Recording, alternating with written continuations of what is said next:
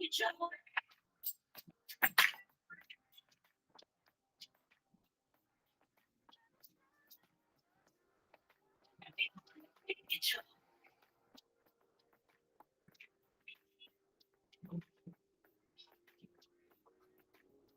do this, make love by the moonlight. Let me hold you, give you what you need. There ain't nothing I wouldn't do to please you.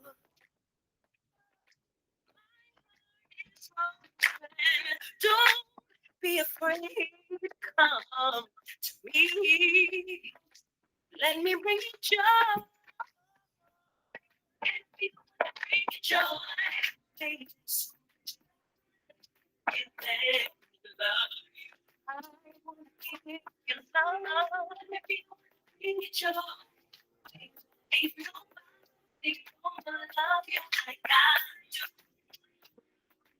Kisses, starlight in your eyes. Whisper in my ear what you like. Ooh, we take the time. You caress me, caress you. It's right. So glad I bring you joy.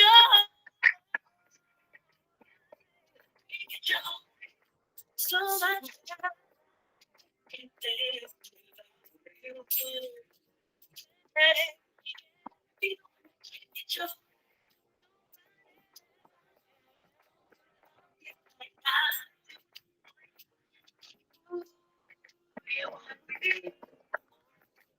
This love and explain about the thing is real.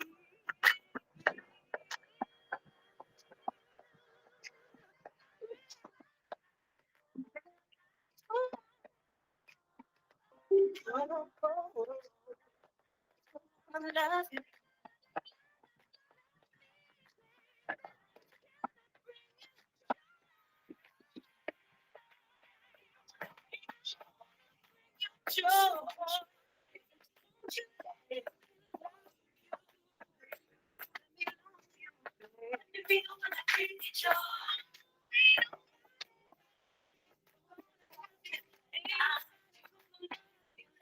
You can dance, Nisha. You don't have to be like that. Can y'all hear the music? Oh, you just not your jam. I get it. Okay.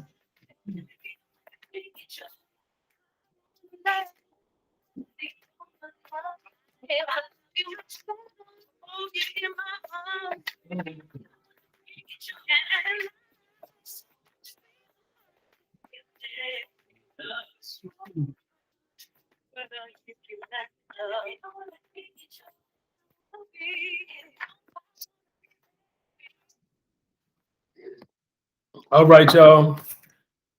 Hope everybody is well. I am excited to get started. Welcome everybody. We are unfortunately and fortunately, celebrating today for this, for a beautiful occasion that we're calling the last harvest. It is the last day of the year. It is the 6th day of the celebration of Kwanzaa. It is the final kind of hoorah for us at Black Youth Institute as stewards on the land that we have been developing, the farm that we know of as Cherry Hill Urban Community Garden.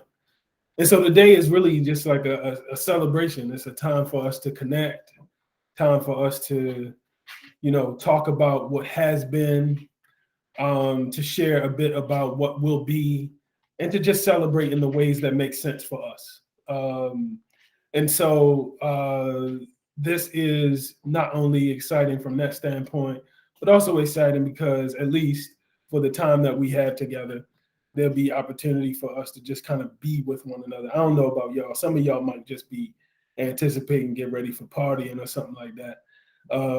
And for me, I know that otherwise I would probably be I'd probably be just chilling right now. So I'm glad to be with y'all, even in the virtual sense.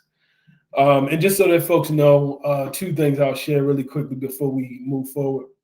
And there's a presentation that's been shared, and we'll move forward, with a bit of a flow, kind of storytelling, interactive, a way for us to engage with one another. But I want to say the reason, as you might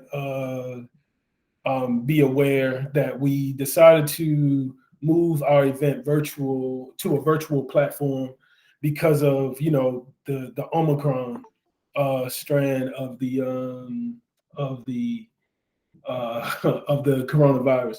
Good friend of mine said recently, sounds like a villain off of a superhero, Marvel or something like that. Like, the motherfucker might be. So we'll see what happens when the new Marvel universe come out. We might have a new villain. But so that's the one thing that I'd like to share. And then the second thing that I want to share is that we'll be recording this. So just so that folks know that it's happening, and just to be aware. So, and please govern yourself accordingly. If it doesn't work for you, then respectfully, I understand, and we thank you for joining for the time that you have. And otherwise, just know that it's being recorded, and the purpose really would just be to archive for us. We won't be promoting or anything like that. So we'll move forward with the last harvest. And as I said already, we're here to celebrate. We're here to celebrate. I'm extremely excited to celebrate the land and the work that has become, I love you, that have we come to know as Cherry Hill Urban Community Garden before being dubbed Cherry Hill Urban Garden. We can talk later about how it got the community in there. We were still able to still keep that as CHUG, as the acronym. But this is just a picture of the land, and it's also just a picture of so many things. At least when I look at this, when I look at this, excuse me, y'all, it's in the first. Sorry about that. When I look at this picture, I remember things. A lot of development, a lot of time, a lot of energy, a lot of words, relationships, development, growth, life, living that happened on this land that has a story. And we can talk about that in a second.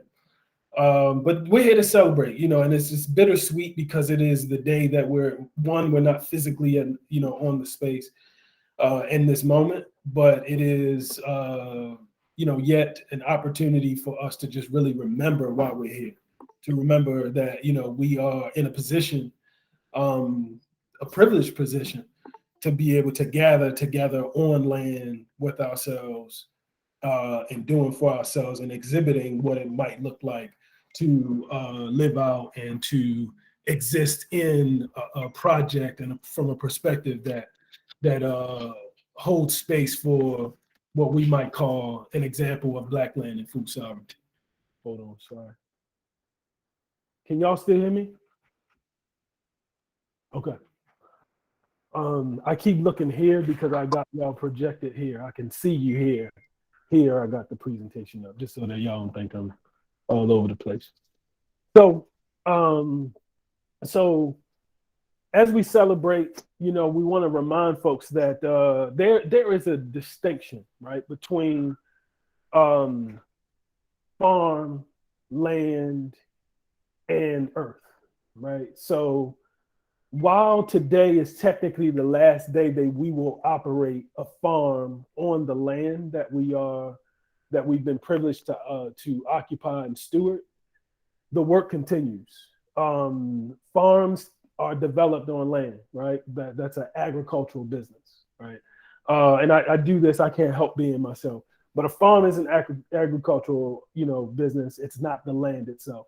And land is a political tool utilized by governments and people for, purposes of developing projects and for ownership. And Earth is just a being, right? A living being that has been here, that we live on and are from. And so I just want to make that distinction because this is not the end of our work. It's an end of an era, if you will, of an aspect of Black Youth Institute's work and of the urban farm that once, operated and bustled in the Cherry Hill community where I grew up, a community where so many memories are, where I am physically right now. But I just want folks to know, as we celebrate today, please keep in mind that our work continues. We will continue to organize, we'll continue to farm, we'll continue to contribute to movement building, and we'll continue, we actually will continue farming, and we'll talk about that later. But before we do that, I want to, we can hold questions right now for everybody.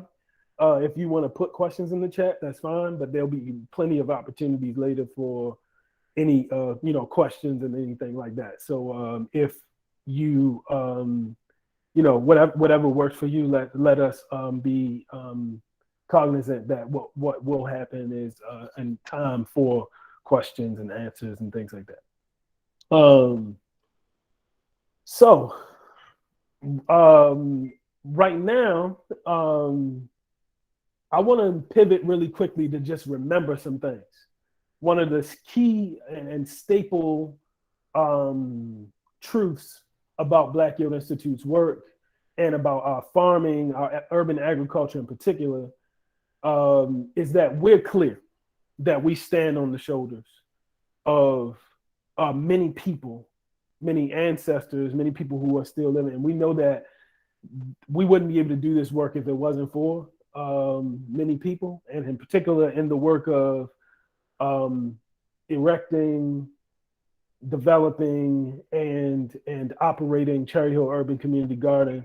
We pay homage to our matriarch, Mama Juanita Brown Ewell, but also knowing that we come from many people.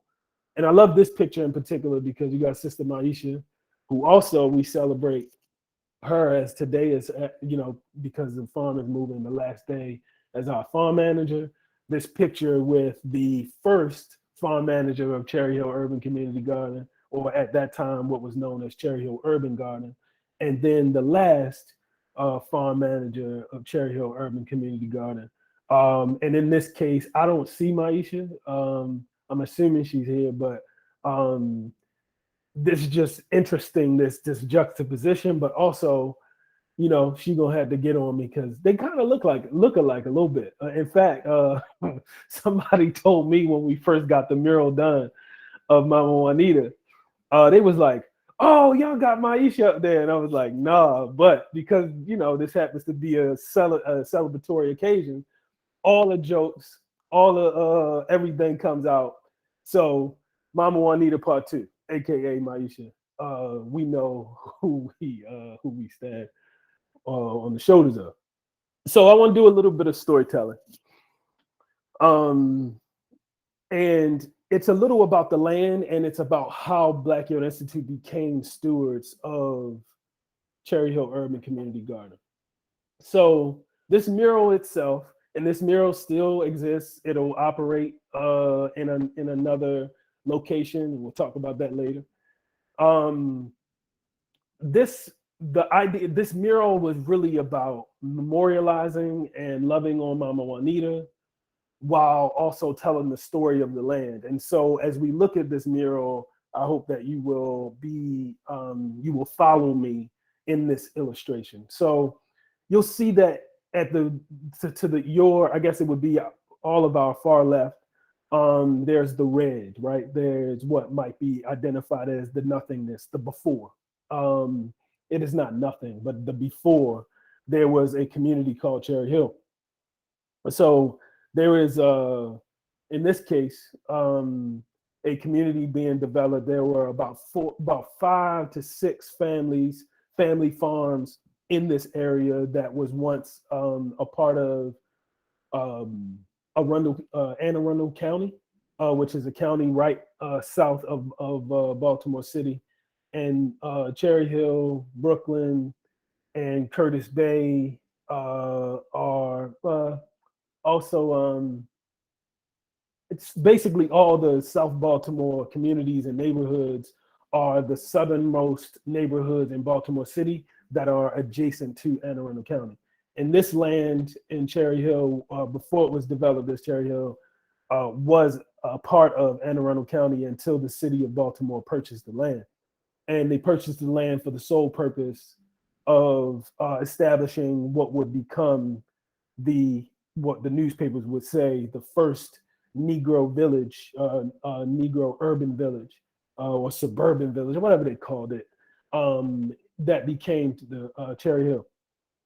And one of the things that many people talked about in, one of the privileges that I have as being an organizer who's grown up, literally grew up in Cherry Hill, but grew up as an organizer doing work in Cherry Hill. I got a chance to talk to so many people, so many elders, and many people who've gone on, including Mama Juanita.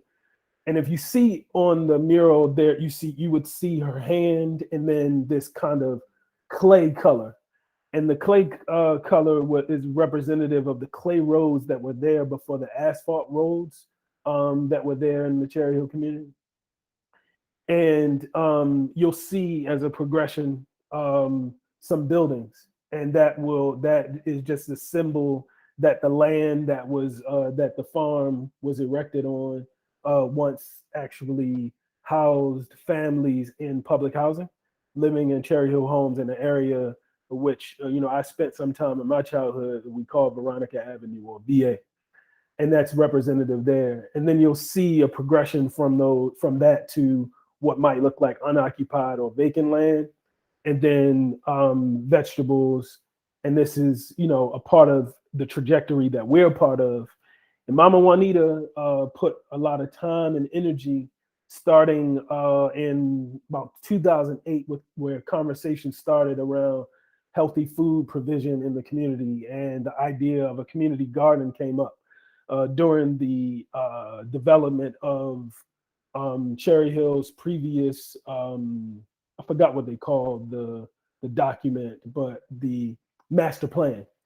And in working to materialize this master plan, Mama Juanita, as a board member of Cherry Hill Development Corporation, said, you know what, I want to use my genes to support. And so the ideas of an urban farm started in 2008 and was developed in about 2010, brokering a relationship between Cherry Hill Development Corporation, Cherry Hill Homes, Tenant Council, and the Housing Authority of Baltimore City came to an agreement that the land would be utilized for the development of an urban farm or urban garden, morphed into an urban farm that Mama Juanita Brown Ewell became the first garden manager of.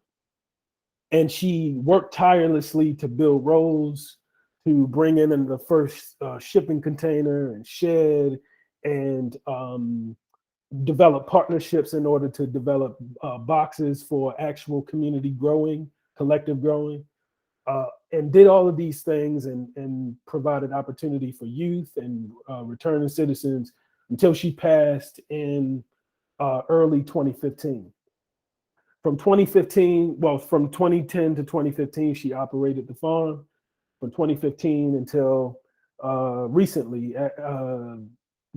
as in like 2020, end of 2017, Cherry Hill Development Corporation worked with several people to operate the farm. Joanna Winkler, and Johnny Brown, two farm managers who operated for 2.5 growing seasons, until we were approached we, meaning Black Yield Institute, were approached in 2017 to steward the farm. And I'll be honest, At that time, it was like, hell no, we won't go. And at that time, we were in the earliest stages because it was just me. And I couldn't see myself helping to support the development and organizing for a grocery store and a farm. I just knew I wasn't going to be able to do it. And knowing, at least back then, I knew my limits. Um, and so I said no. And then later that year, going into 2018, I said, okay, we'll do it. And the first year, we didn't have Cherry Hill Development Corporation asked us to do the work and build on what Mama Juanita was doing and what she had going on and building from the foundation. But we knew that we didn't have the bandwidth. And so at the end of that year, we started meeting. I started recruiting folks from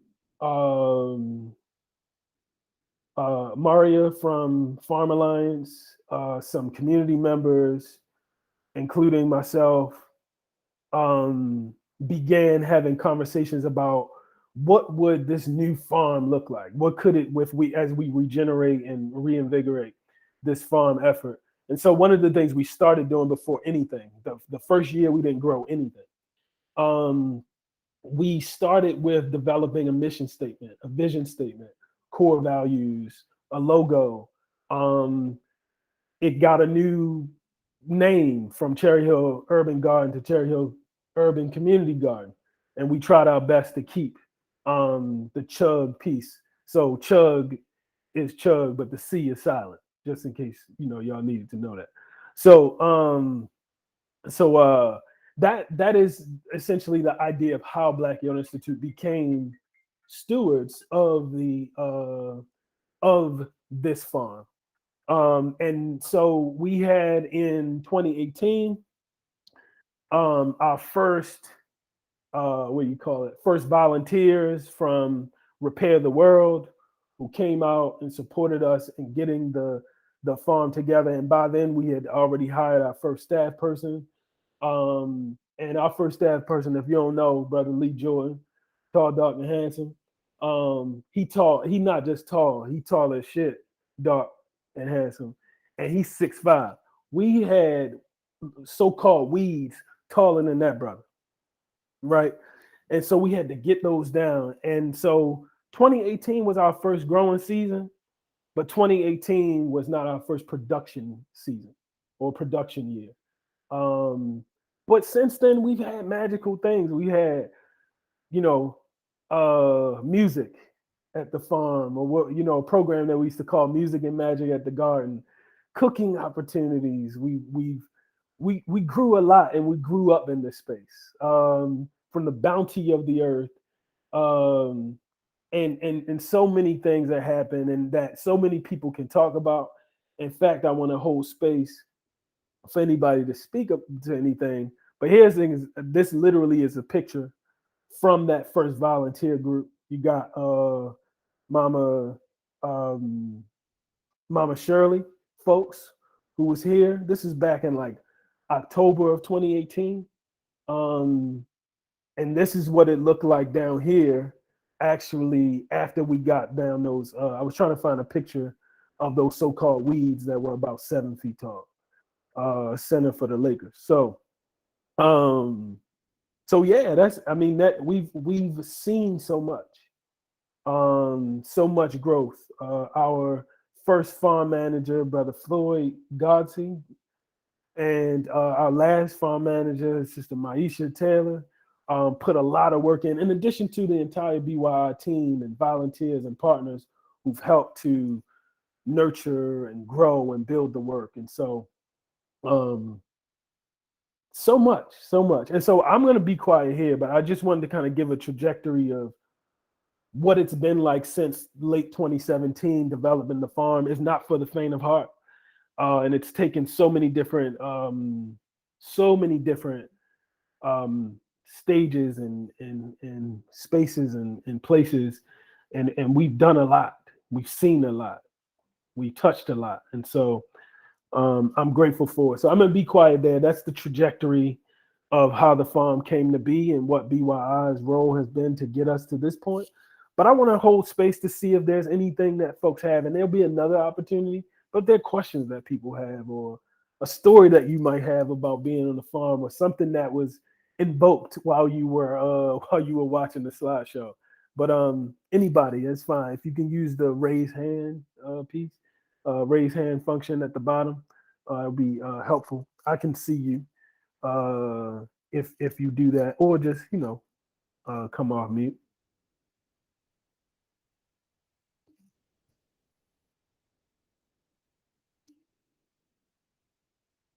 Any thoughts? Any questions so far about that history? Lee? Yeah, real quick. Hey, this is I don't even know if it's a story, but it definitely is something that just popped in my mind going through the pictures. But initially, when I first was brought on and we were working in the garden, that was my first time. Me actually getting to even be in the outdoor space. Feeling like a child again almost. Everything's so open. You can run and you can flip. You can do all these things. And forget how much that does for me. But what I learned in that space, whenever I was frustrated, I used to find this pink bat that was in the. It was a very short. It might have been like a youth pink bat. I don't know. But I would Yeah. find the bat and I would find a bunch of rocks Yeah. and just home run them as far as I could across the street. Um, I think Eric might hit a car before, but I've never hit a car. But yeah, I don't know. I think I learned before I got to share that space is that I was taking just being away from technology, being outdoors, listening to nature and not particularly something just I was taking it for granted. So just finding something outside or making something up to occupy my mind that's all outdoors was like it always became a pattern. So when we thought about games and stuff at the next events and all of that, we were all literally just using what was in the space and what we had. So yeah, that's one of those things that just popped in my mind that's always gonna stick with me. Yeah, man, I appreciate you sharing that. And I know it's the day to celebrate, but not necessarily a day to lie. You hit that call. But Nikki, you got some thought? Sure. I mean, I wanted to hold space for others that wanted to share first. So if anyone has like older histories of their work on the farm, I'm happy to surrender my time. Peace, everyone. Good evening and Happy New Year. I hope this is a great year for BYI and for the ongoing political work. The farm, to me, this is all bittersweet. I know great things are to come, but the location and what the farm represented in building community, both with Cherry Hill, but also in terms of like, I teach anthropology at Towson and have been an ally and friend of BYI for probably over a decade now.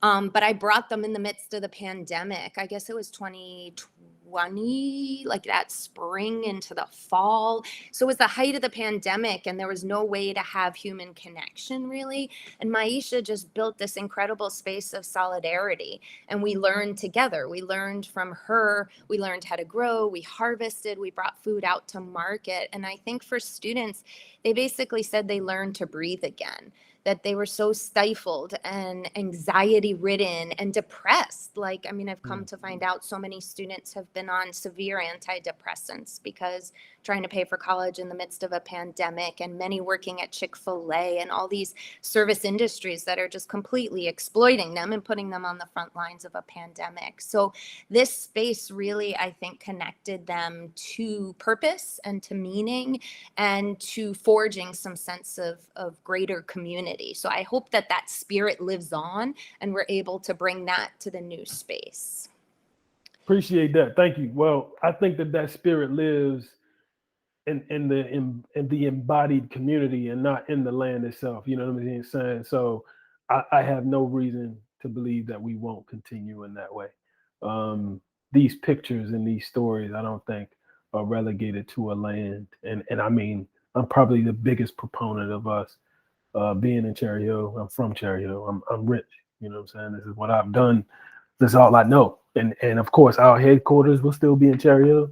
We'll still be working on a grocery store that will largely be in Cherry Hill. We'll still distribute food in Cherry Hill. But we the spirit that is with us is what follow us in the same way that you know, that those two things, goodness and mercy. You know what I mean? Will follow us. But anyway, I'm gonna stop preaching. Any Janine, that was for you. Uh, but yeah, any other thoughts? Any stories that come up? Any ideas? Thoughts? Try. I couldn't see that one, Jordan. I apologize. Try my first piece of something.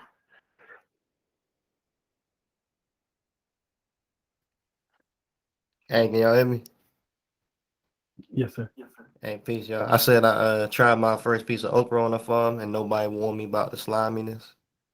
It's some little, little. It's the little things. Sometimes we did a lot of big things, a lot of big initiatives and events and volunteer groups here, student groups here, community groups. But little things like using holding the shovel the right way and trying okra and realizing it's slimy and gross.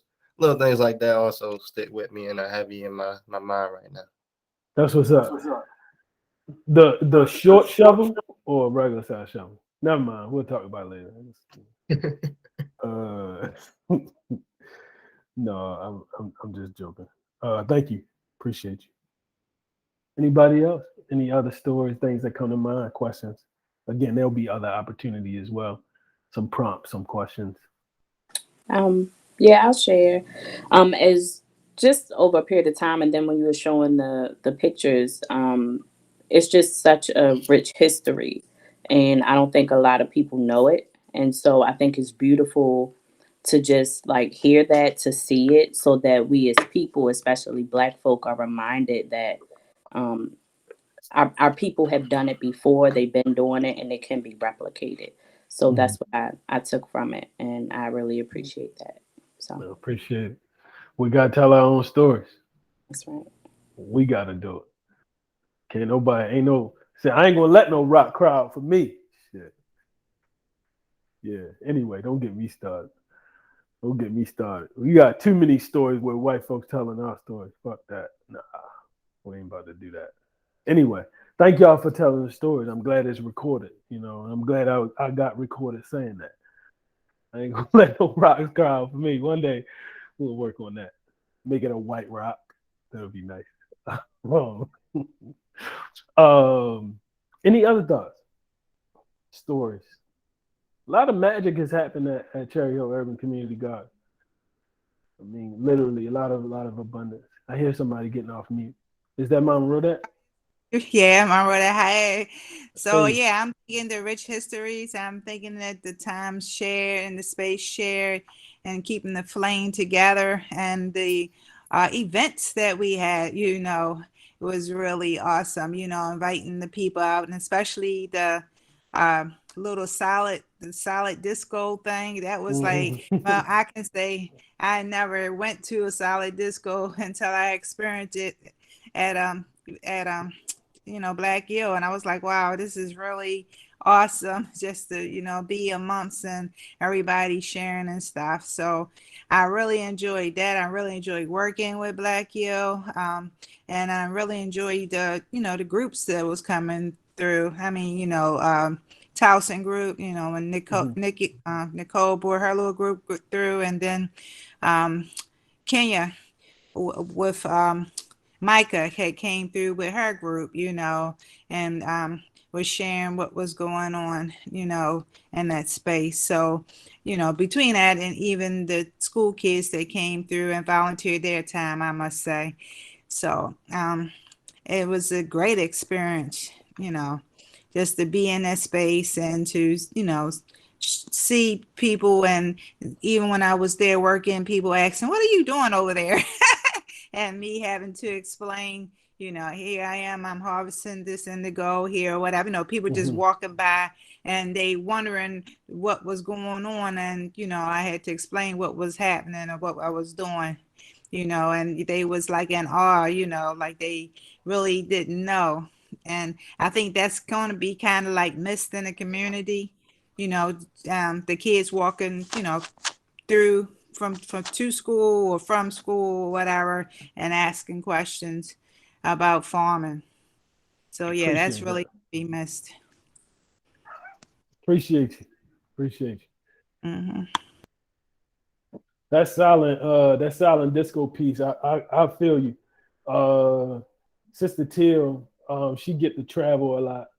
And so she's seen a lot of things. And so she brought that to us.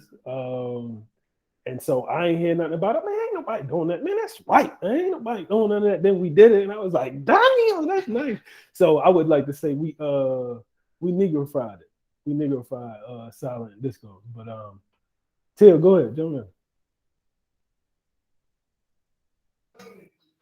Good afternoon, everybody. I didn't have anything to say. I was just saying I'm happy everybody enjoyed it. It really was like, let's see if everybody gonna like it. And it's turned out to be an every year thing. So I'm happy everybody enjoys the silent disco. We look forward to partying with y'all every chance we get.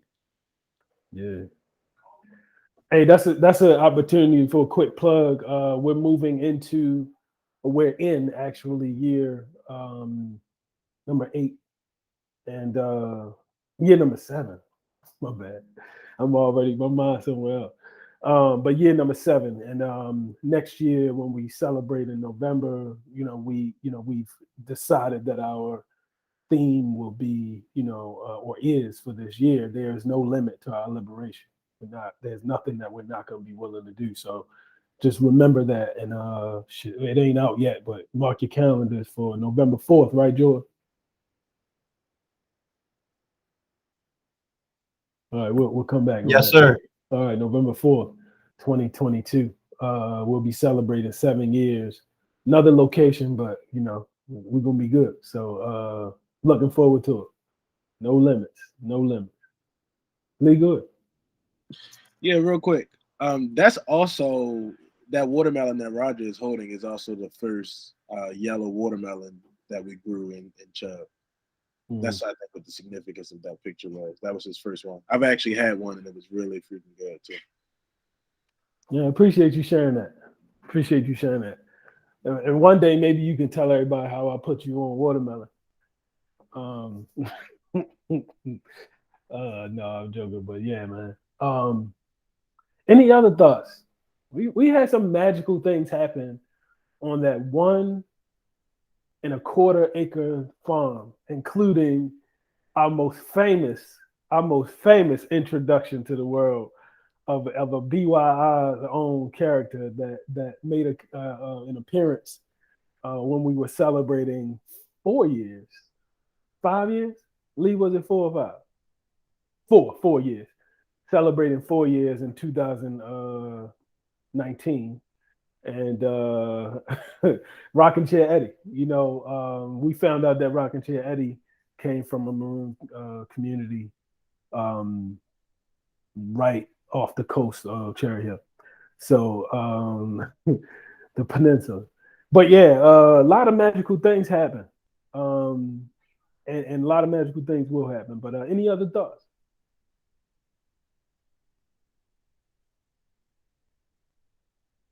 More opportunities. So we put some calls out, some feels out to hear from folks. So far, we had Sister Twanisha and Brother Marty share some things. I'll just leave that there for a second.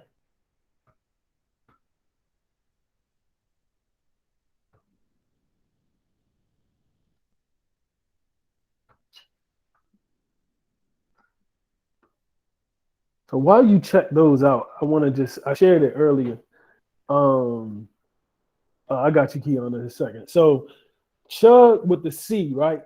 When I was I was probably like 23 or something like that when Cherry Hill Urban Garden, CHUG, came to be. And I was pretty active, early days.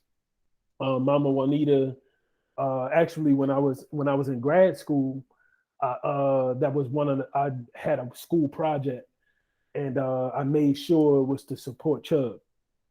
And so I've been around for a while. I was reminded actually of a story where I think I bought like 10 pounds of greens after giving some to my mother, some to somebody else. I don't remember. And I took some home. And my wife was telling me today, she reminded me, I went home and I put the greens in the tub and I forgot to let her know that I had them in the tub. And and she came like, what the, what is all this in my bathtub? I got you. Give me a second. I'm washing them, getting the bugs out. It was cool, man, and just made me think about that. But when I was coming through early days, it was Chug. When we were asked to steward and we were talking with Mama Betty and Baba Barry Brown, who is Mama Juanita Brown, Yule's younger brother, they was like, remember we put the community in there? I was like, when did that happen? So when it got a kind of pick me up back in 2018 when we were doing the planning, we had to slide Chug in there, but I was trying to figure out how the hell we were. It was like Chug. He's like, you know what? It's Chug and the C silent. So it was really important to them. Like, yo, community need to be in there. So that was really important, and also just like sharing with people like like Chug, it being in its name a community garden has always been misleading because it's been both. It's a community garden that's a part of a farm operation, and so it's just two things that were really important for me to name. Sister Kiana, you want to say something? Oh, I just was going to say that the first time I actually came to the farm, um, it just felt like home. I have a thing for sitting in grass, but it was just very comforting and just refreshing. It just was a nice experience. Um, I don't know. That's just what I thought about, talked about sharing. I appreciate you sharing that. We had a picture of you on there actually talking during one of the St. Carl Hamer Academy gatherings or something like that. Or maybe it was the rally that we had, the Grand Harvest. Yeah, thank you for sharing that. Brother Lee can attest to this, but there was so many times. Actually, Nikki has told us this as well.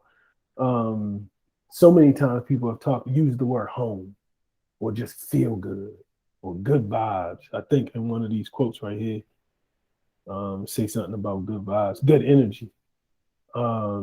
Just like we've heard that a lot, and I'm blessed to be a part of something that people can feel. You ever like, oh, I can sing, and then you sing in front of people, and they be like, I like when you said that one word.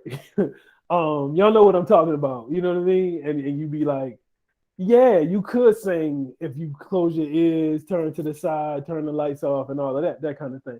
But to be able to say like, yo, we got something magical, and then other people concur without you having to say it or coax them, has just been beautiful. You know what I mean? So I appreciate you sharing that, Sister Kiana. This definitely has been, been a beautiful thing to hear, to witness.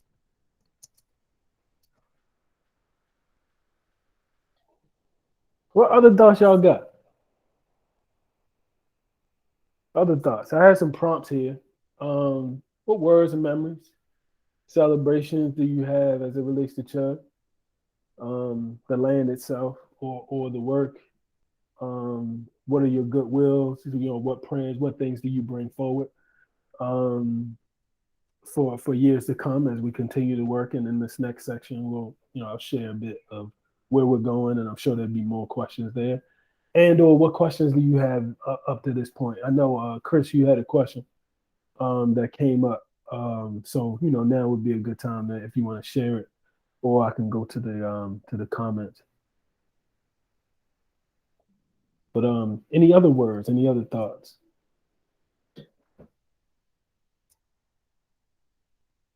Words of affirmation and prayer, or goodwill that you'll put into the atmosphere and to the universe. Things that you would ask for. We know that this world, this work is mind, body, and spirit. And so yeah, what we want to move, what we want to project forward as we build. And or what questions you got? And I would say keeping the African heritage alive, um, ceremonial rituals that we did at the the different events is momentum to me. Thank you. Yeah, I appreciate that. Thank you. It's on the record now, so we gotta do it. I appreciate you. Mama Rodette, you've been extremely uh, inspiring to me, and so I personally thank you. Um, but yes, we certainly will do that. Send out DNA. What other thoughts? Goodwill that you put out there, even if you don't have something to say, like what else would you, well, even if you put it in the chat, things that you want to call forward or call forth as we move. At least the way that I see the world is that we walk and things walk toward us as well. Energy will bring it together. So I'm wondering what energy will yeah, Nikki, I see that. Political education will continue. That's also in our DNA. I feel like I should play Kendrick Lamar right now. Give me a second to cue it up. But yeah, African political education. Huh? No, go ahead. I was going to chime in. No, go ahead. No, I was just going to say, staying creative. You know what I mean? I think we did a lot of different things in different ways. You know what I mean? The silent disco we talked about earlier. We've had an Olympics for children. We've done a bunch of different stuff that embodied really how we were part of the community and how we were Black folks, and you know what I mean, enjoying us. A lot of space tournaments. I mean, it's really dope to have a space to be that creative in. So I would love to stay creative. Yeah, I appreciate that. Can you tell them how much, like how I beat the children in Green Olympics, how I win in spades and all that other stuff? Never mind. We can talk about that later. No, I'll be honest. It's true. You did get them in the Olympics. You did fry them in the spades. I'll let you tell them about the basketball tournament though.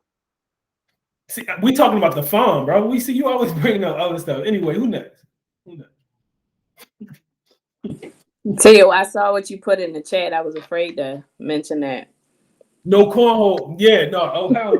I was waiting for it to come up, Janine. I thought Lee was going to say it, but I guess he's chilling today. Chill. No, we're not going to do this. We said goodwill. This is not. That's ill will right there. Okay. All right. I'm sorry to bring it up. My bad. I know it brings up drama in the group. Just so that everybody's on the same page. We have a cornhole game. Anybody can get it. In fact, if y'all want to play right now, no, never mind. Omicron out there outside. But no, we just like to have good fun. Good competitive and non-competitive fun. Some people have already got it. Yes, some people have. We're not going to talk about that.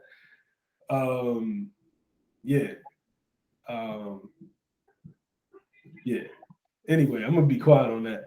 Any other goodwill thing you want to call for, into 2022 and beyond, or even questions that you had so far. And I'll take go ahead, Janine. Sorry. So I guess you could say it's calling it forth. Like I see the transition and the move. You know how like a echo, like the vibration just continues. And I feel like this move is another opportunity for the vibration of BYI to continue, right? Like, and for me, as far as my faith, it's like a sounding of the trumpets of praise. So like the walls of Jericho will come crumbling down. And so I see it as just another opportunity for like the walls of Jericho around food apartheid to come crumbling down in other communities. And so I'm just very excited about the future. So yeah, Ashe. Hey, look, I like that you called that forth. I think that is a calling forth, and it's an acknowledgement, right? That's it. And that's why when I really like that. I like that visual, and for that reference, for that connection to the biblical heritage and biblical history, and truth. I feel, at least for me, it feels extremely telling and timely in this particular moment, because that's exactly what we're talking about, just continuing. In fact, I will say that the only reason why we are moving forward is because of those ripples, because of that, that echoing, that ancestral echoing. You bet. I'm gonna start preaching. Let me be quiet. Alana, be wise in movement and community. Exist outside singing. Yeah. Ashe. Appreciate that. If y'all not in the chat, some good things happening. Good things happening in there. Thank you, Alana, for that. We're gonna continue that. And in fact, I believe that that's what movements have to do. That's what all things that deserve and want to live do. Shape and move and shift and evolve and move as that's what we have. We have the ability to move. So we just gathering that together. Thank you for that. Chris, you had a question. You said what will, and I think because I can't see it right now. Ashe, my world, that movement is growth. The thing that I think Chris asked was, what will the city do?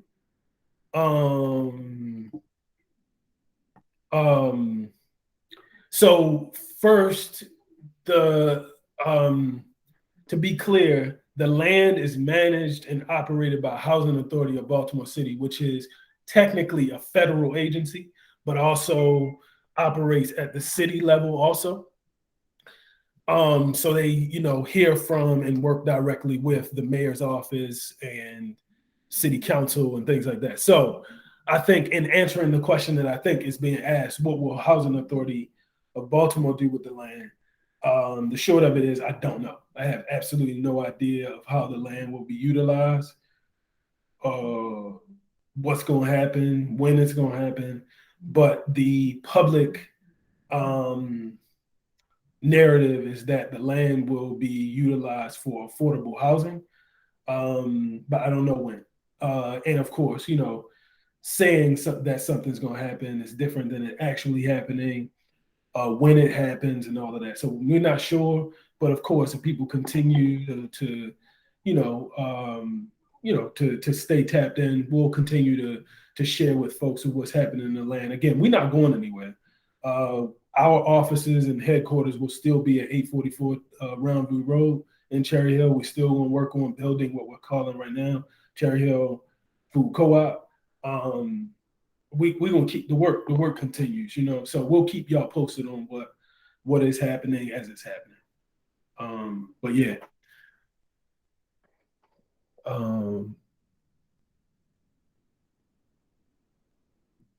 Yeah, I don't know.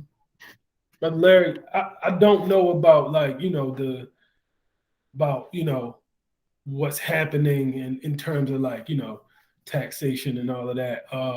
We as the farm has been displaced, but I believe that at least based on what was said, the land, well, I mentioned earlier when I was doing the storytelling, Cherry Hill Development Corporation. So Cherry Hill Development Corporation, along with Cherry Hill Tenant Council, will work with Housing Authority, presumably to work on affordable housing for a new development in that space. That has been the plan for the last 10 years or so. It just had never happened. So it's always possible that our farm would have to move. It definitely, in my opinion, shouldn't have happened this way. We shouldn't have been forced off. I think it should have been a process. But if things go the way that the community has planned it, it will be a community-driven process where hopefully people will not be displaced as much. But there is a truth that displacement is happening because of what's happening with the development that's happening in the area as a result of water property off the water being prime real estate across the United States of America and throughout the world, actually, wherever Africans are and other melanated people living off the water, people are certainly in danger, and that, coming from Charleston, so anyway, yeah. But we will keep folks posted about what's happening, not only with the land, but what's going on as we continue, with things. So, Heather, Peace. I see you. Appreciate that, Heather. That's critical. Staying close to to our mission. That's been important. We ever forward and ever focused. So I'm grateful that you acknowledge that. Thank you. Waiting connection. Harris, what'd you say? Peace, y'all. Peace. I thought you were saying something. Yes, Mama Rodat, that's coming in a second. Mama Rodat asked a question about if we know where we actually going to be farming, in the future. So yes, we talk about that in a second. Any other questions right now? Forgive me, I'm going to hop off a camera for a second. I'm still listening and the record is still there. So if folks have any thoughts, I just got to get my charger to the computer so that I don't, so I can still see here. Any other comments, thoughts?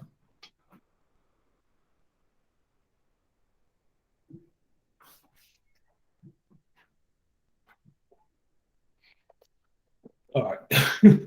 So I'm not going to speak this. I already talked about it. This is just something for me personally. Like, I've grown up as Cherry Hill Urban Community Garden has grown up on the land as an early organizer, actually on the land itself. I grew up and walked to school on that land. Probably used some of my first cuss words on the land. Made my first bets, played football, to move forward to actually help. Very small pinky finger, but had a little bit to do with the development of the farm in the early days and being able to lead Black Youth Institute as we steward the space. And so I'm grateful, and I think at least for me, I'm extremely connected to what's happening with CHUCG as it's grown. But we're going to continue forward. And as I'll say this, eyes have not seen, no ears have heard, what's in store for us, all of us on this call at BYI, our families in Cherry Hill and Baltimore and across the world. I promise y'all that. When I say the work continues, or as Brother Nipsey Hussle would say, the marathon continues, I ain't want to steal the words, but it continues. There's no question. That's what movement is. We're talking about intergenerational liberation work. We know that we stand on shoulders, and we know that there will be people who need to stand on our shoulders. And so here's where we earn big shoulders. So we continue, we continue forward. So the question around like, where did we go from here? My favorite rabbi, thank you. Appreciate that. We for the acknowledgement about being a beacon of light and leadership. And I appreciate that. That's means a lot coming from you. Yeah, Brother Larry. I'm sorry, I'm late on it, but talking about the affordable housing and taxation and displacing people. Yes, absolutely. And we all know it's a real possibility that may happen and possibly will happen. Yeah. Where we're going. So where to from here? So we say the work continues, but here we are.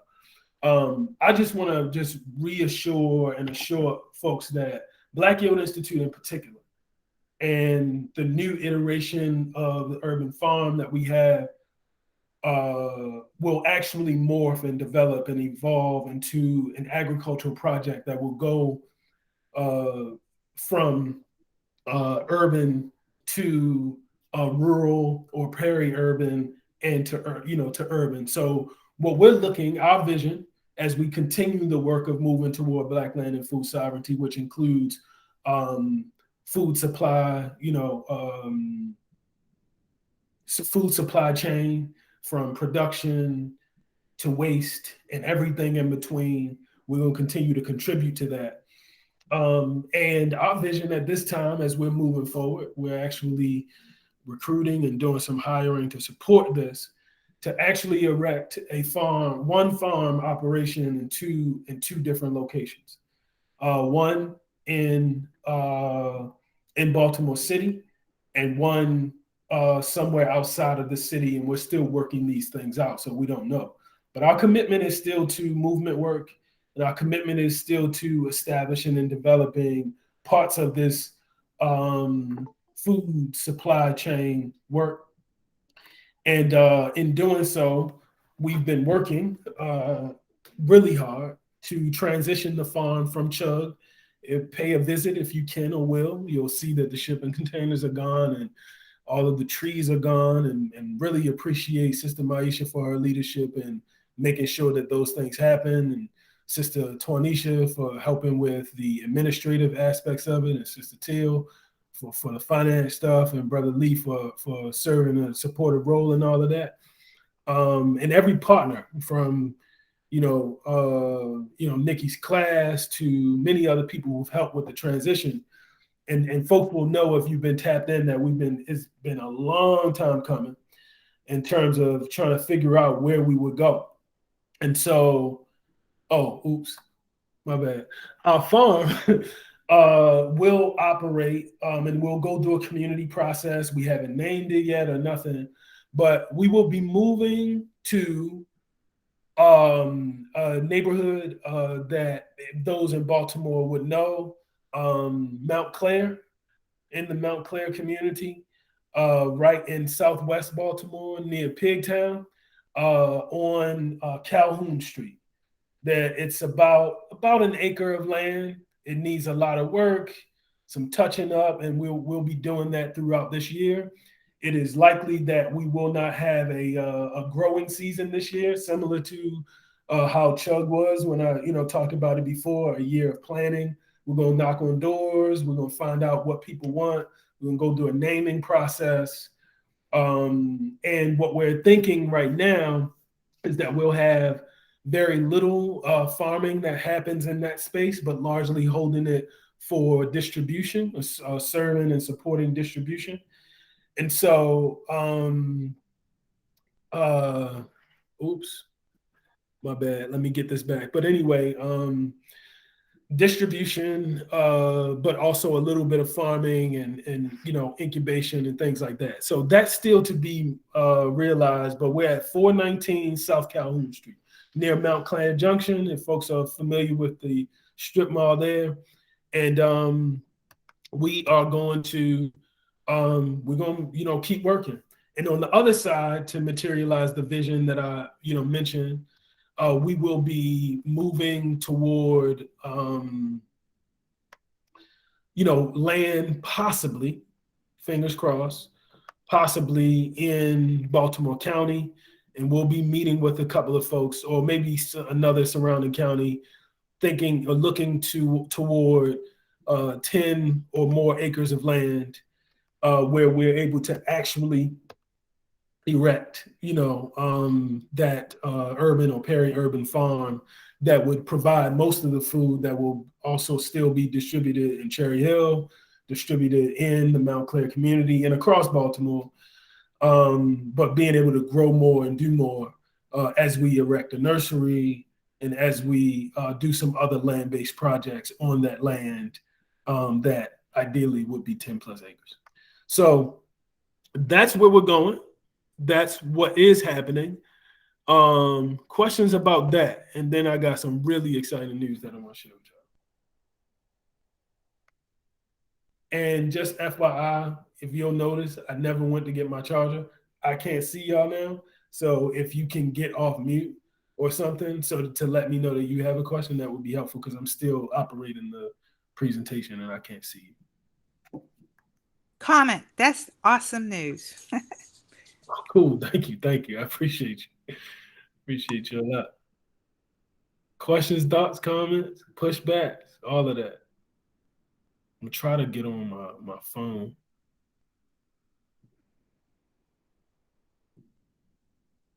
See if I can see first. No. All right, there we go. Better. All right. Any questions? Any thoughts? What ways can folks support BYI in the transition process?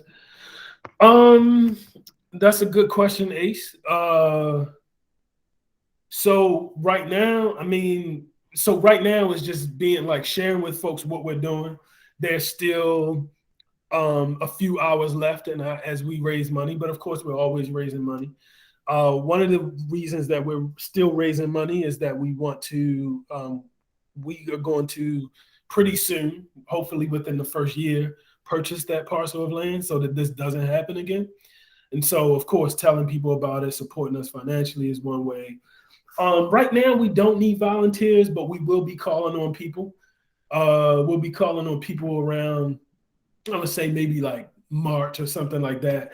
When in the spring, we'll start to kind of start clearing the space. In the meantime, we have some things that really folks with, kind of specialized skills will be able to do it. So, Ace, if you or anybody on this call knows someone or is someone who can do fencing, we haven't decided if it's going to be wood fencing or metal fencing, but doing fencing, and by fencing, I don't mean the sport. I literally mean putting fence around the space. We want to pay for that. We're not asking for volunteers, but you can help that way. And then just be around and available when we do call, have a call of action to support, because we are going to do a big cleanup. There's going to be some clearing that needs to happen, some maybe even some old trees that got to come up. So we got some work to do, but we got a lot of time. We might need people to knock on doors when it's time for us to go and engage community to figure out what we want the space to look like and be like and feel like. And so yeah, that's we will need those things. But right now, as always in agriculture, there's not really much we can do right now. But just be on the lookout and share about what's happening. Share with a friend. Consider yourself supporting financially. And one way actually to support financially in this good news that I couldn't be so too excited to share with y'all. We have a photo book that is public today. Appreciate that, Janae. It is public today, the first time ever, and a whole lot of credit to a whole bunch of people, which we'll share now. I just want to share this. One way to support financially and benefit directly and not just donate is to purchase a copy of Seeing Sovereignty, which is our first photo book, our first published piece. We have like other published reports and things like that, but this is the first of many that will come. And so when I say the work continues, it continues, and it actually chronicles a lot of things that happen in CHUG. And so it would be a good way to memorialize and also support our work directly. And you can pre-order it now. It is just about ready. But this is the first public knowledge that we, shared with folks. And it's actually, I don't want to stick my foot in my mouth. I think we have physical copies, and there's an ebook version and a paperback version. So you can pre-order it. If you are on our mailing list, you would have gotten it, gotten the link to pre-order. So I believe I learned today that it was the link is not working. Is that right, Nikki? The link's not working for folks, right? Yeah, I tried it. It didn't work. Yeah, it didn't work for me either. I notified Jordan of that the other day. I don't So know. Jordan, if we can get that together, that'd be helpful, because we can't see sovereignty if we can't see nothing. No. Hopefully folks are able to connect. So that's one way to help Ace. Share, tell people. This is the first of many. Brother Jordan just put in the chat the corrected link. So try that and purchase as many copies as you can. But yeah, that's one way to support. I'll talk about more and give credit to folks about the piece. But I also want to hold space to see if folks have any other questions about where we're going or comments or anything.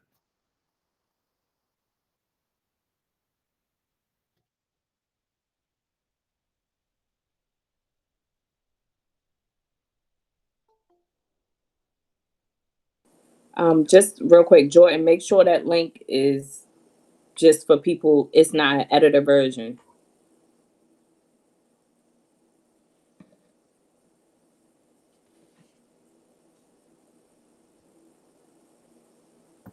Got you. Try troubleshooting now. Okay. Yeah, you probably got to drop another link because it allowed me to see responses and stuff like that. Thank you, Janae. Any other thoughts, comments? I know we're getting excited about the book, but I want to see if there are any questions about plans and how we move forward and all. And just about urban agriculture. If you got any, I just shared that. But if you have any questions about any other aspect of our work, like what's happening with this thing or that thing, that here's opportunity for that as well. Last day of 2021 going into 2022, you might as well know everything that we plan on doing.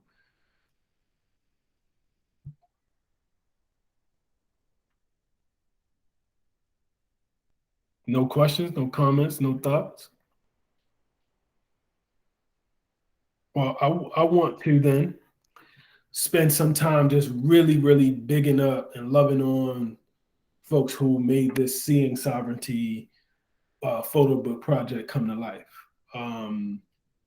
This was something that I put on the shoulders of Brother Jordan, our communications organizer and archivist at BYI, Sister Nikki Fabricant, Dr. Fab, whatever she go by on Friday nights. Brother Kyle Pompey, an amazing photographer and videographer. Some elders who grew up in Cherry Hill. We had a project that we were working on back in, it took just about the entire year to do this project. And we were hoping on our celebration of Marooneteenth during the Juneteenth celebration, weekend. We had a few things, and what we wanted to do was release these photos, and we did, that would line the fence of the farm, and really just kind of like show these archival pictures, and then hear the stories. There is I want to say like 3-minute video right now that Brother Jordan created that has just like a hodgepodge of responses from people who grew up in Cherry Hill. It was just a way to chronicle those stories and talk about what it was like and what Black life in Cherry Hill was like. And I feel like, being Black in a Black community and really exuding, without even using the words Black pride, it's Black sovereignty anyway. This is how I grew up. Granted, I grew up in the 80s and the 90s and the early 2000s, but you had folks who grew up in the 40s and 50s and 60s in Cherry Hill having similar experiences. And so we wanted to share that, and we wanted to chronicle that, and we wanted to archive that. But we had just, all of this around the issues with having to leave the land and things like that happen around the time that we were going to have this event, and we weren't able to do it. And so we were trying to pivot to think about how then would we actually do this project in a way that gave honor to those who gave their time. And correct me if I'm wrong. I see you, Nikki. I can't see Jordan, but it's 10 hours, right? About 10 people or 10 interviews. Sometimes we're double, right? Okay. Yeah, that's about what we did. Yeah. So we got about 10 hours of people's lives, from people who right now are in their 80s and their 70s and their 60s. That is gold. You know what I mean? And we talk about not having rocks cry out for us. There are many people who have been willing, who trusted us with their stories. And so we wanted to do it right. And so when all of that happened with the land and all, I was just like, yo, I want to do a photo book.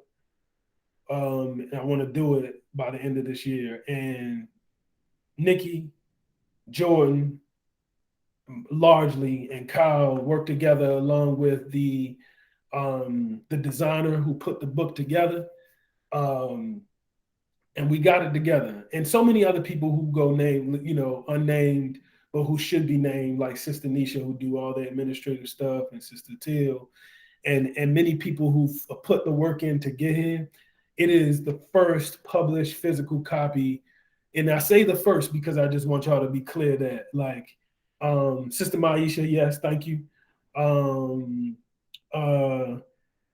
You know, so many people, so many words, so many people, so much time has gone into this process. I know I'm missing people. Nikki's students have had a part of the process. Much have gone to put this project together, and so much other content that hasn't been published, but that will make its way in a project that we're working on right now that we're calling The Vault. It'll come up. Yes, shout out to Mama Linda Morris, who also wrote a book called Cherry Hill. And check it out. It's on Amazon. You can get it directly from her. It's called Cherry Hill. Just excited about this project, and on a day that we're, you know, celebrating what has happened on this land and what we've been able to do. It's also a day to celebrate that the work continues, and this is one of the way we do it. And this idea about seeing sovereignty is about like showing, like seeing physically the pictures, but also I'm hoping that it will continue to inspire our work and inspire other people's work as we move forward, because it's only forward. There's only forward. Even when we practice Sankofa, we forward to the past. We never go back, not backwards. So I'm excited. I hope you are too. And again, any questions, any thoughts, any comments?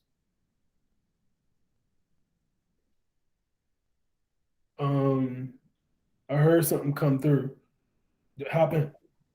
Yeah, I put my hand up. Just want to again just emphasize the. Let me lower my hand now. I didn't know that was a thing that you. I didn't know you had to lower after you raised it.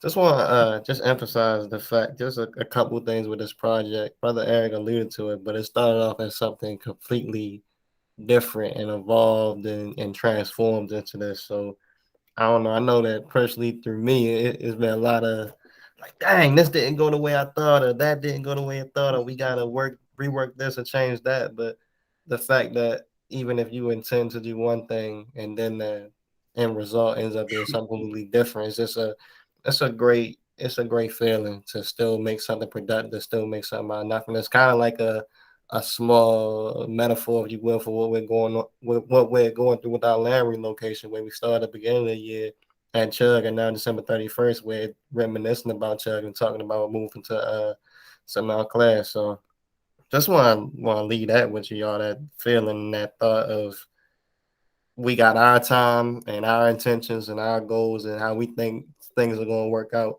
And then you'll look up and it'll be something completely different and still beautiful and still wonderful, still valid. So just wanted to share that and part that and say, yeah, that I threw another link in there. Hopefully that one works. I tested it out on a couple of my accounts that I got on my computer. So we should be good money. Apologies for all that tried to pre-order and weren't unable to. And yeah, it's important to tell our stories and know our history. I know Brother Eric definitely said that one earlier, because if we don't tell it, they'll come in and tell it for us, and they won't paint us in a good light at all. So taking that ownership in the agency is strong, man. Appreciate that, man. And that's a critical part of sovereignty, right? When we talk about Black land and food sovereignty, we're not just talking about, you know, being able to grow our own food, but it's like, how do we tell stories about our own food? How do we prepare our own food? In what ways, right? Ways that are ancestrally significant and ancestrally derived. And so, I mean, sovereignty, from my perspective, actually the foundation of it is controlling, including our narratives, our language, how we do what we do, and so of equal importance. And so this is important content, and like I said, the first of its kind for us. Not like, I mean, there are many photo books. There are photo books about food justice and food sovereignty, but I mean the first of its kind for BYI. Again, alluding to and explicitly saying there is way more to come. And a couple other things just to kind of, if you are in the house, you know, dealing with COVID-19 and self-isolation, just getting off, wanting to, you know, anything, it don't matter. You need something to read. Sister Nikki Fabricant and myself, she probably the only white person I ever called sister too. Just to think about that. But anyway, uh, no, I'm joking. But we wrote a piece together. That can you put it on? Can you put it in the chat, Nikki? That came out on so-called Christmas Eve, December 24th. So that's a piece that came out in a publication called New Politics.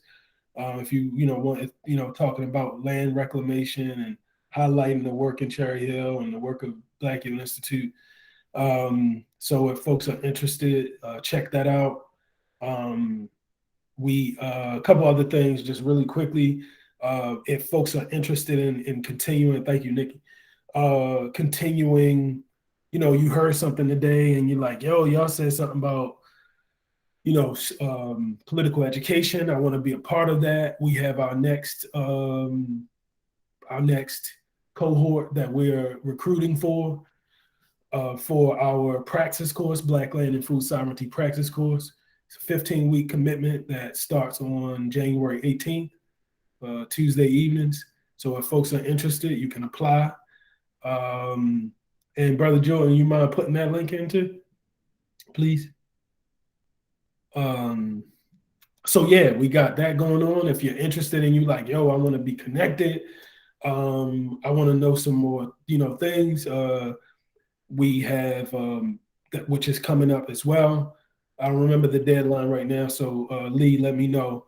But we have an apprenticeship program. You can learn directly, like an internship type of experience, where you can learn, various pathways of our organizing, from back office administrative things and leadership to organizing and communications, farming.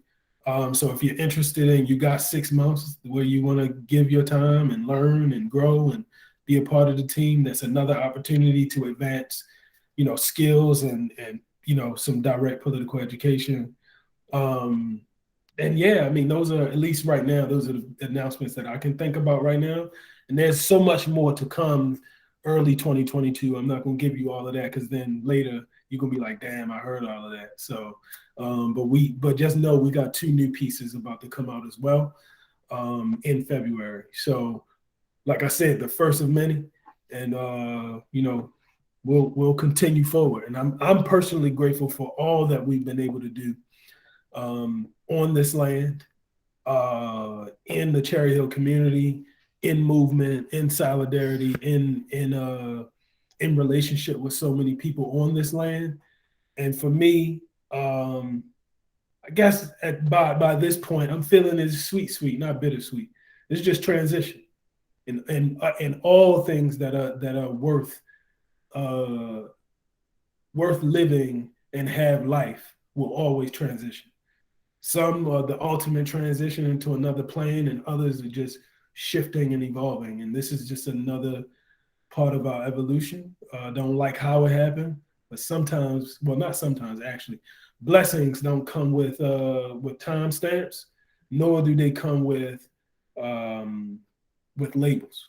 Blessings come in all shapes and sizes, all times, and but I know we're going to continue to work toward Black land and food sovereignty. So I want to hold space to see if folks have any questions, any thoughts, any comments, and if not, want to ride on out real nice. Any final words?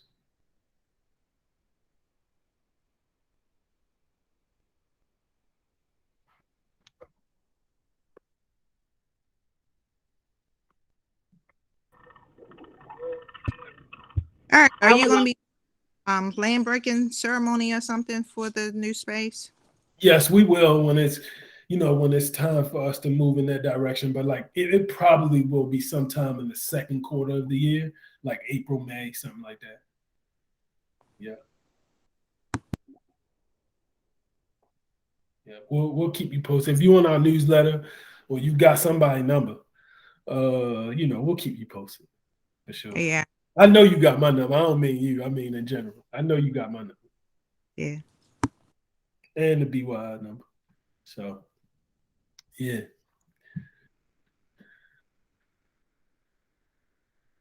Thank you, Taji. We definitely can't do it without you and many other people. So give thanks. Appreciate that.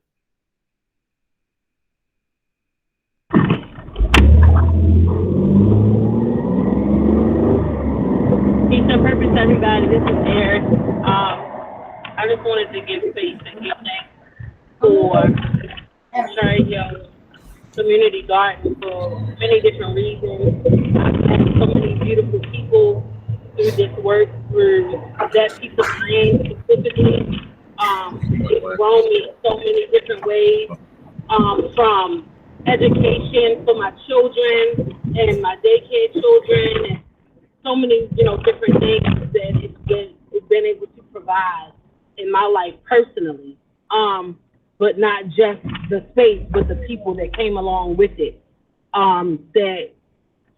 that were able to give me wisdom and knowledge and understanding in my growth process in this work. And I'm grateful. I'm very grateful for everyone that I've been able to connect with, including that land.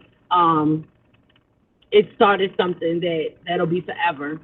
It re-sparked something that'll be forever, and I'm just grateful for that. I'm grateful. I appreciate that. That's beautiful. Appreciate that. Thank you, Ace. Appreciate you. The work continues, y'all. Excuse me, Eric. Yes, sir. Hi, this is Thomas. This is Thomas Phillips from the mayor's office. I'd like to just give you homage for everything that you have been doing and serving the community, and also serving the Cherry Hill community, and also doing so much amazing work for the garden to make sure that it'll still be around, even though it's moving. But at the end of the day, God is always putting blessings in people's faces to make sure things happen. But I also want to thank God for this new year that is about to approach us. Yes, I know the climate has been rough, the climate has been tough, but we as a group and as a race, we are so stronger that we can make things happen different in 2022. I also want to thank the people that are on this line who have been doing amazing work in the city of Baltimore and the different organizations that they are a part of, and also the nonprofits are making a change in the city of Baltimore. And we know that things are going to happen differently, and we know that we have to be patient. I know some people might have their own ulterior motives, but at the end of the day, our vision is to make the city of Baltimore move together in a loving environment, but a peaceful environment. And eventually it will come to that, as long as we keep people who are the leaders on this line now, who are vision to make sure the city of Baltimore moves forward, but also keep the harvest. Because at the end of the day, it's nothing like a mustard seed. If you grow something, as God said, and you take time, it'll keep growing and growing. It'll also get better over time. And as long as we keep leaving legacies for our youth of tomorrow, and we keep leaving the people like Mr. Eric Jackson, who has been doing so much to make sure this happens, we have to just keep looking forward towards this. That'll happen best for us. And I thank you again, Mr. Eric, for everything that you have done in the community. And I thank you for all your loyalty and your commitment towards our young people too, because our young people always need a voice, a person who doesn't want to hurt them, but a person who wants to love them and show them the way. So thank you for everything you've done, sir. Appreciate you, Brother Thomas. Thank you, man. I appreciate that a lot. And folks should know that in our conversations with the Mount Clair, Community Association, Brother Thomas was one of the biggest advocates to have us, kind of transition and become a new community member there. So I want to thank you for your kind words, but also thank you for your efforts to make sure that the transition happens. So thanks on that. And not only as a member of the, of City of Baltimore, staff, but also as a community member. So thank you. And also want to just big up other people, the president of the association, there were other city workers from housing and from sustainability who helped the process. We're gonna keep this thing forward, y'all. And I think that we all collectively have earned the ability, earned the right, uh, earned the truth of keeping the flame. Could we say that? This is where it happens. This is where it happens. Keep the Right? flame. Keep the Keep the flame. flame. The flame. Keep the flame. Happy New Year, all. Appreciate y'all. Look, I'm serious when I say this. I love y'all, and I'm grateful for just for the opportunity. I'm serious. I'm grateful. I pray that you all in your festivities as you bring in this new year, this new calendar year, I should say. And many of us are on different calendars, but as we move into a new season and new time, including our New Year's resolutions and all of these things, I pray that we're safe. I pray that we're well, and that we keep our eyes open and our ears open. Because I meant what I said. We ain't seen or heard it yet. I promise.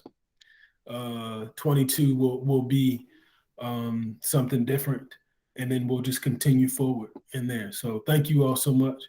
Keep the flame. We'll keep this going. I should. Thank y'all for your time.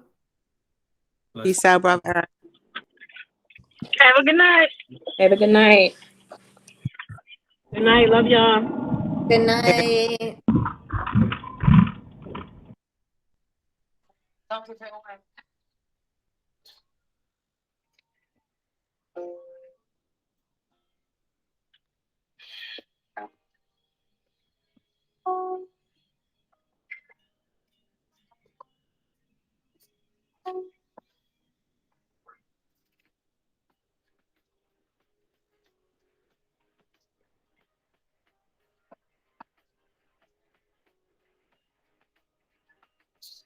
The days are overwhelming. I swear I just can't tell if I'm coming or going. I wish I was all knowing, cause I wanna fly.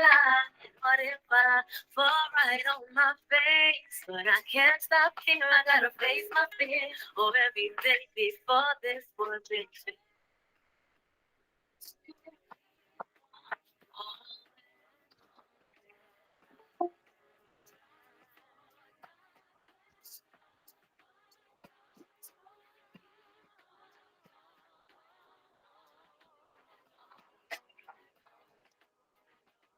Anxiety is killing me. Sleepless nights I must defeat. Nothing's really wrong.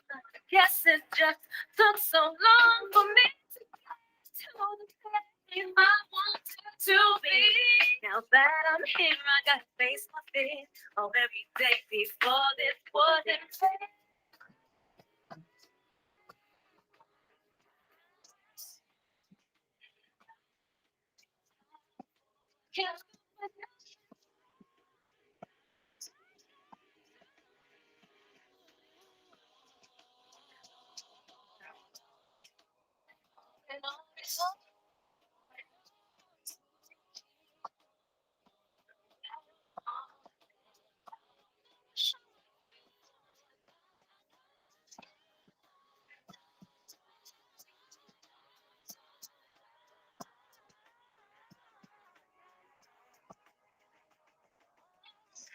I got hope and set on fire.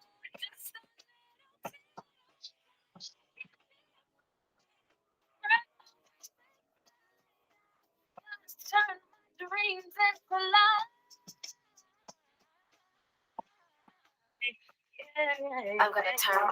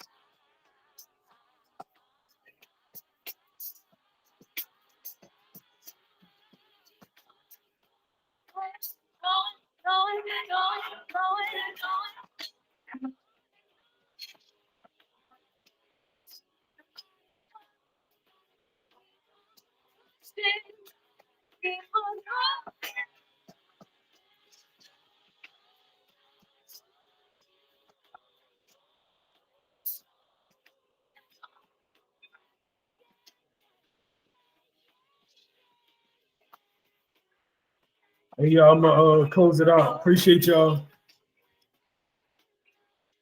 Happy New Year, y'all. Hey, happy New Year! I'm sorry I'm a little late. It's all good. It's all good. How's the celebration? It was great, man. It was beautiful. Yeah. Last I heard from you, you had some